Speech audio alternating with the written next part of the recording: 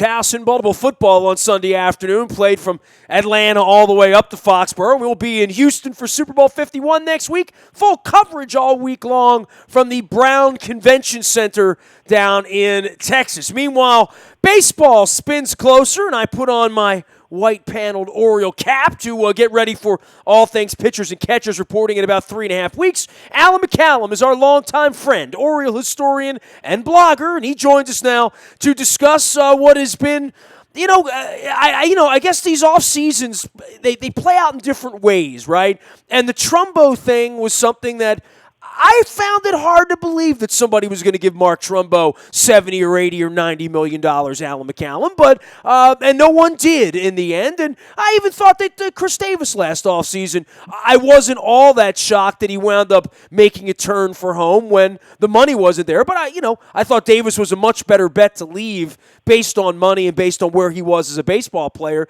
than Mark Trumbo, where I still think the jury's out on Mark Trumbo. There are 29 other teams out there that didn't think so, right? Well, I was going to say, you said you found it hard to believe, and apparently all the other general managers of baseball found it hard to believe, too. Look, Trumbo is a one-dimensional animal, and he hits a lot of home runs, and beyond that, the rest of his game is suspect. As I said to you many times this offseason, I wouldn't have signed him. I wouldn't have signed him for the money they signed him for. Is it a good deal? Sure, it's a good deal. I mean, he still hits home runs. He had a huge year last year from a power standpoint. That can't be denied. And at Camden Yards, it seems to track that he'll be up around 35 to 40 again, where Seattle or San Diego or some other place, that number might likely have dropped, one, because of the park he's playing in, and two, because of in a lineup like the Orioles, where really the only thing you have to worry about is that they're going to get a hold of one through much of the lineup, if not all of it. He has some cover in it, and he's a guy most likely to take advantage of a mistake. So it certainly benefits him playing at Camden Yards, playing in that lineup. Unless you're going to play first base, and there's certainly a lot of people that'll tell you that he's a decent first baseman. He's not Chris Davis, but I'm sure of that. But I'm surprised a team like Colorado, for example, wouldn't have looked at him and said, maybe we can make him work in this lineup at first base. We could probably hit 60 out there, right? Yeah, I mean, they're on a lot of open first base spots. It's a pretty well set up spot throughout baseball these days. But there were a couple of places. But again, this is a game that is now about the metrics of on-base percentage and making contact, and what else can you offer me? And from a defensive standpoint at first base, I think we know more about him. We saw more proficiency at first base when he had a chance to play there, and it's been a while, frankly, than in the outfield. But, at least when they signed Chris Davis last season, you could say whatever his deficiencies as an offensive player beyond hitting home runs, he's a heck of a first baseman. And he's a pretty good base runner for a man that size.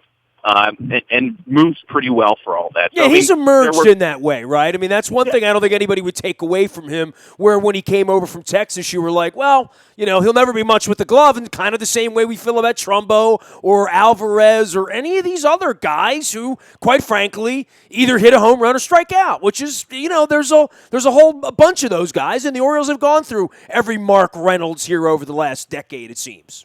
No question, and Chris Davis isn't that. He is. The word when he got here was that he was a pretty good defensive first baseman. And for the first year and a half he was here, he was. And since 2013, he's been really solid. And last year, I believe that he was Gold Glove caliber. He didn't win.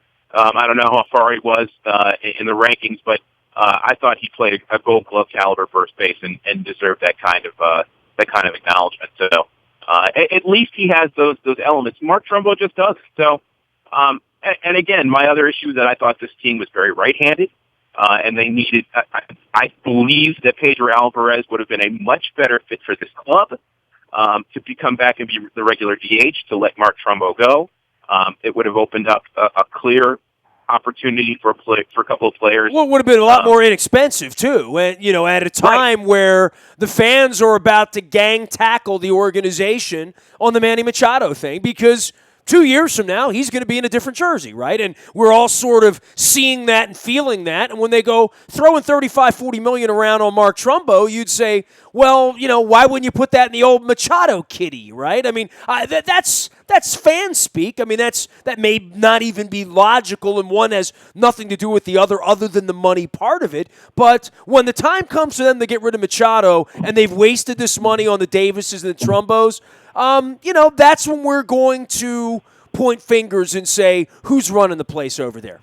Even if it is two different things, and Manny Machado isn't the place where you put that money, if the issue is still that is likely to not be here, so why not put money into a Jason Hamill or Tyson Ross to improve your pitching staff? Anybody like any of those guys, if they're healthy, is going to be better than Wade Miley. I think that is a likely expectation, and improve a team that desperately needs more starting pitching to bring that up that level, even as good as the bullpen and the defense and then the power are. Well, look, they dumped Gallardo, so, I mean, they got rid of one of the guys, right? I mean, Jimenez is still where he is, right?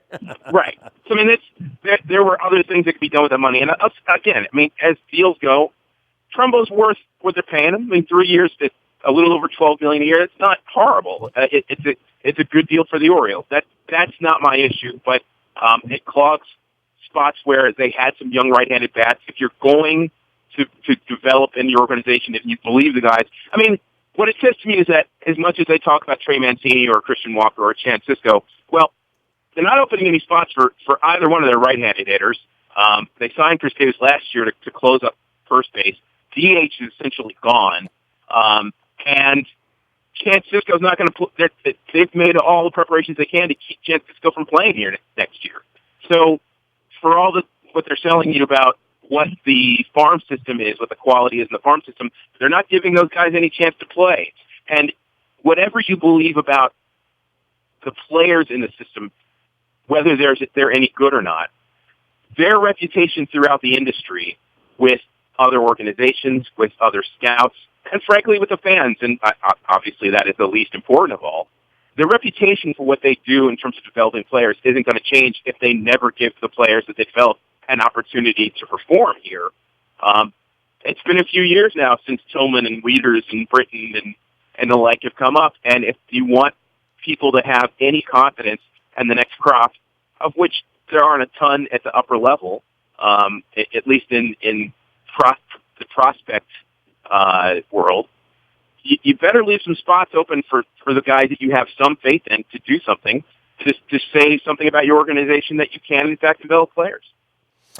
Is there a thought in your mind that Trumbo could outproduce Davis in these 3 years? I mean, my first thought was, well, why do they want him back? And all the things that you've outlined. I mean, we can go through the holes in his game, the defense, blocking guys from getting at bats that could be coming through the organization, although the Orioles like to fancy themselves contenders here, no matter how much Boston spent in the offseason trying to get better. But then I look down and I do look at Trumbo and I do look at Davis and say they're incredibly similar type of guys, sort of the same in a lot of ways. But I look at Trumbo and I think, well, they're only a month and a half or 2 months apart in age, right? So they're the same exact age as well. And I say, well, could Trumbo outproduce Chris Davis over the next 1,500 at bats? Maybe. I mean, Trumbo was a better baseball player last year. I know that much, right? It's a great question. Sure. Is it a possibility? I mean, here's a reality. Whatever you think about Mark Trumbo, he's been a fairly consistent player, and this is that he stayed healthy, and that you sort of know his MO. He starts out hot, gets it going, and then has difficult second halves of seasons.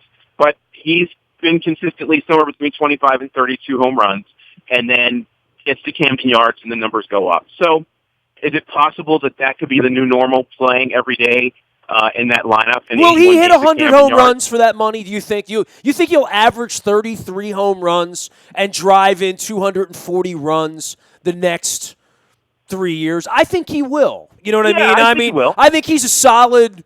He's an is, not a might be. I mean, I don't think he's going to to have that Dave Kingman thing that Davis had happen, where he's going to hit a $196 and at the All-Star break have 8 home runs and be upside down. I thought Trumbo was a better baseball player than I thought he was when he got here. And I remember watching him in his heyday, 5 years ago with the Angels when he was that emerging young guy that looked like he was going to be a guy that was going to get a $200 million deal. But, I was impressed by Trumbo, and I know we didn't talk a ton about him last year for some reason. He quietly hit 47 home runs to some degree because we talk about Machado, we talk about Britton, we talk about the pitching, but, they're a better team with him in the lineup. So, I'll tip my cap for the $30 million they spent on him. I think that Trumbo is a good player. I always thought he was I think he's a useful player. Okay. My problem with having Chris Davis and Mark Trumbo in the same lineup is exactly what you said. They're the same guy. They're the guy that should be batting 5th or 6th and hit home runs when the pitcher makes a mistake. But they're really not.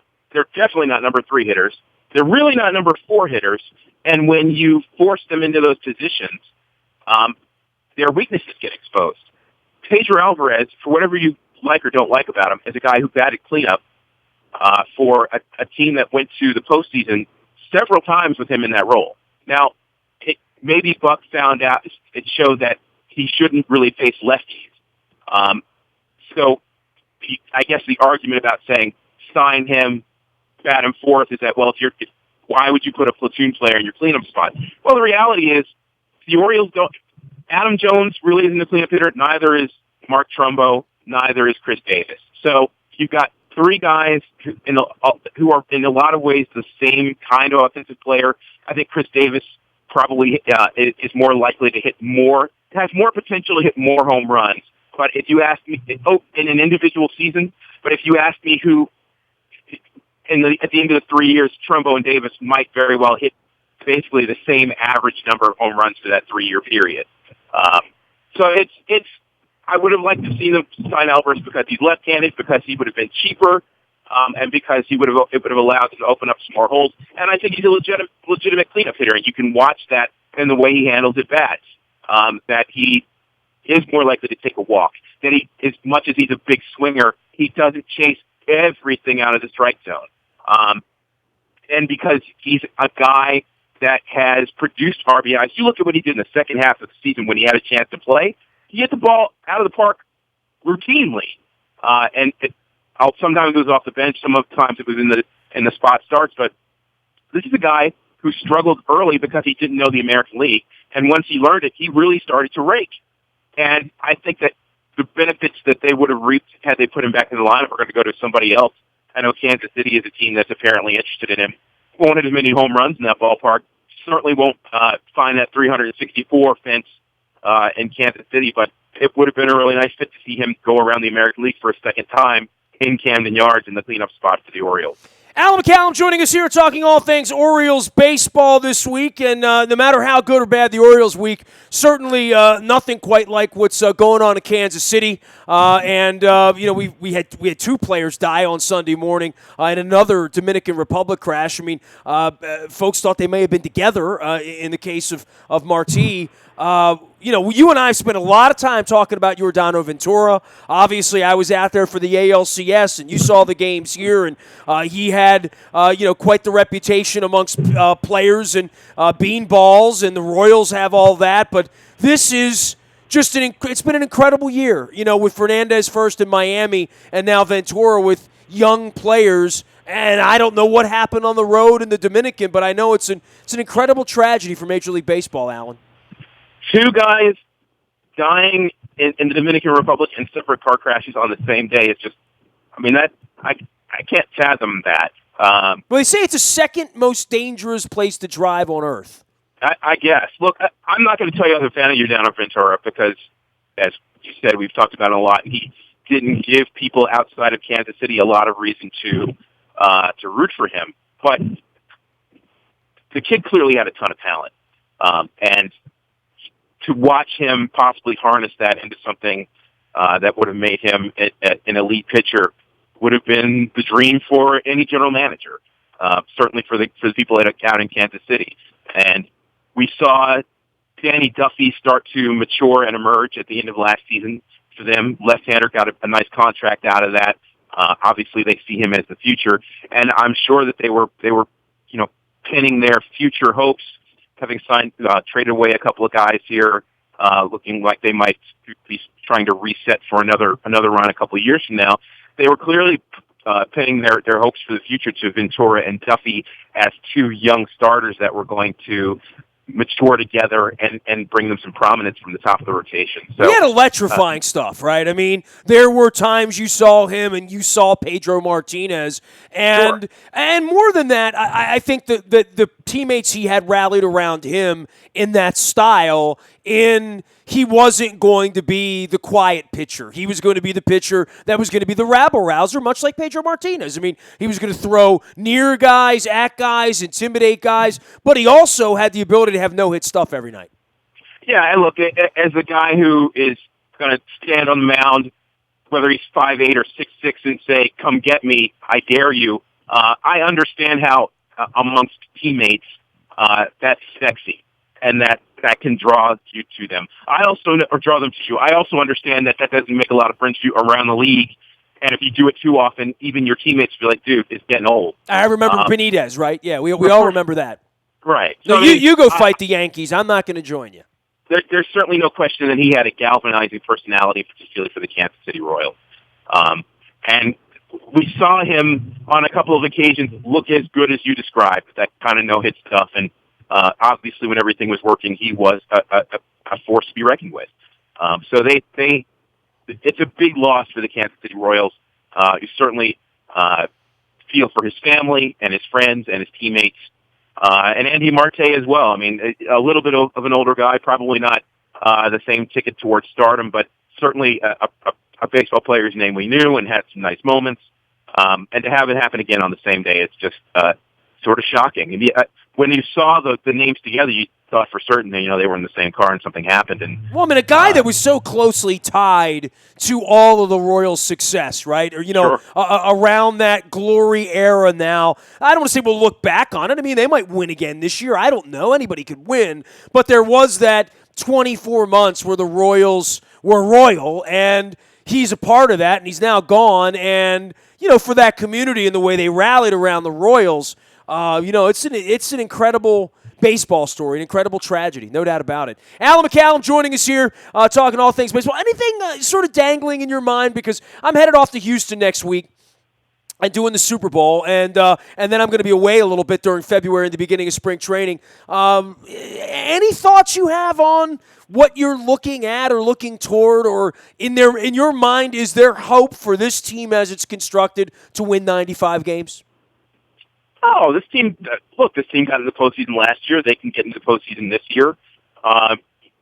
The way they're constructed, largely like last year, because the rest of the league has flaws.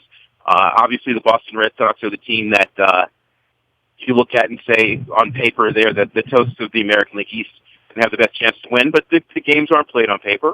The Yankees are young. The Blue Jays lost a significant piece in Edwin Encarnacion going to Cleveland. And even with signing Batista, what nobody's talking about is that Batista has looked pretty old the last year and a half. And his numbers are probably not going to be back. Yeah, he didn't get paid either, right? I mean, right. For 3 years we've been hearing, oh, my God, when Bautista, Joey Bats, when he gets the free. Yeah, well, he got the free agency.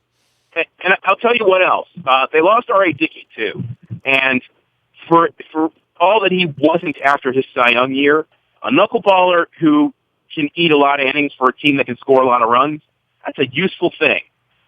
So they're going to have to figure out how to replace him, too. So, I mean, the Blue Jays have some things to figure out, and the Rays are trying to rebuild themselves into what they once were. So, I mean, there's certainly room to look at the Orioles and say they can make some noise in the East.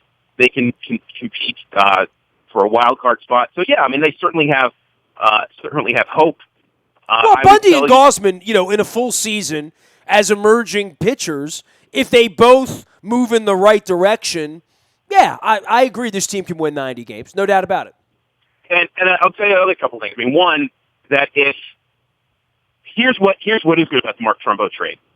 It's the kind of contract with the small number of years and the money that if the Orioles for some reason do reach hard times, they can move that contract in the middle of the season and pick up a couple nice pieces, not a 6 or 7 player haul from a club, but a couple, 2, 3 nice prospects from a team that's looking to win and needs some right-handed power. They can move that contract. So I mean, there's certainly positive in that. They still have. Look, there's still a couple of guys out there, and Jason Hamill is certainly one of them. That while no longer, and I'm not sure if he was ever a top of the rotation guy, although he played one on TV for the Orioles for a couple of years, he could help a club like this. And there's still a lot of guys out there, quite frankly, who are looking for jobs. Matt Wieters is one of them.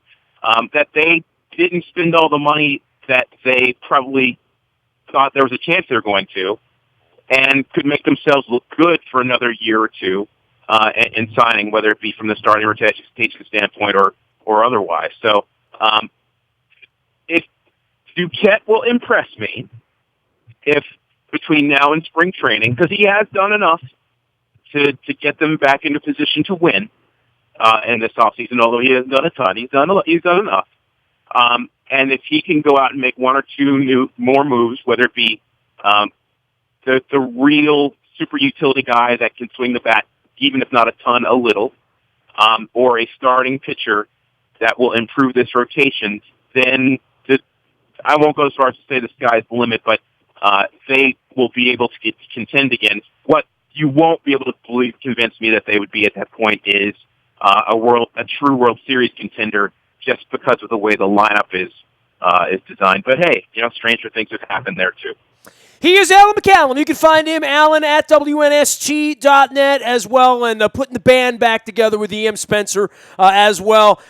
All right, Alan. Well, I guess it's going to stay quiet for a couple of weeks here, right? I mean, until spring training. For the most part, most of the seats are filled at this point, right? I mean, there's a little bit of the Island of Misfit Toys and the Homestead Homies, but by and large, I mean, Kurt Suzuki got a job the other day, right?